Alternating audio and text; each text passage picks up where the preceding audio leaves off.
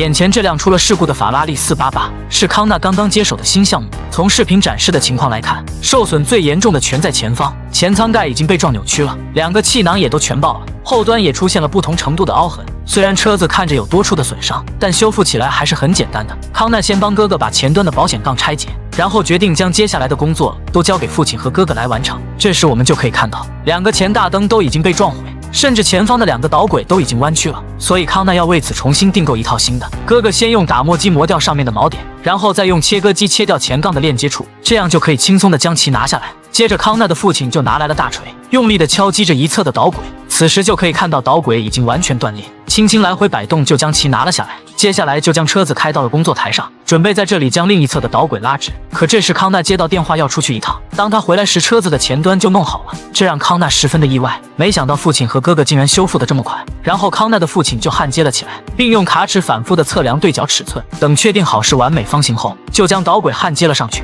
常看我作品的小伙伴们应该都知道，康纳的父亲是一个老焊工了，对于这些焊接简直就是手到擒来。不一会，新的机盖和前杠就被安装了上去。这只是一次模拟安装，主要就是要看一看套件之间的缝隙是否合适。这时购买的散热系统也都到货了，这是康纳从网上淘到的2手套件，看起来成色还非常的不错。康纳的哥哥将其安装了上去，只是这样斜着安装的我还是头一次见。等将里面灌入冷却液后，这台车子前端的修复就基本完成了，接下来就是修复1/4面板了。车子再一次开回了工作台上，这时我就是很不理解了，为什么不在上次拉伸导轨时一并处理，反而在修复好前端后再来处理这个1/4面板呢？这不是废2便是吗？外国人的脑回路真的不能理解，有知道怎么回事的可以下方普及一下。这时哥哥用烤枪给板面进行加热，然后父亲趁着热度用锤子不断的敲击，一点点的修复着损坏的板面。这也能看得出来，康纳这是要培训自己的哥哥和父亲，让他们也能成为一个专业的修车师傅，这样就能在日常的工作中帮到自己。等将1/4板面修复好后，就将损坏的安全气囊也都换成了新的，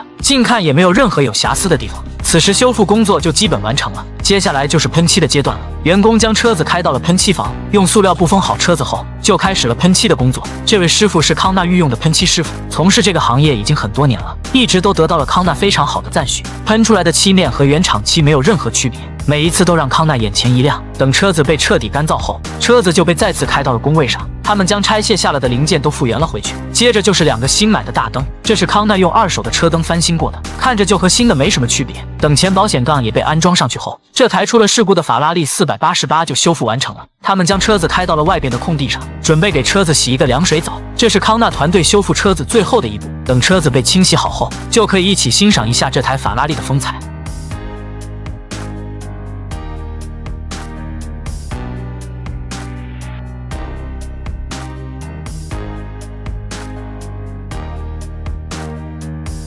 车子看起来非常的漂亮，也一点也看不出来被修复的痕迹。车子的油漆更没有任何的色差。在阳光明媚的夏天，带着妹子开着这台车子一起游车河，那是多么美好的一件事！你们也是否和我有同样的想法？在下方告诉我您的答案。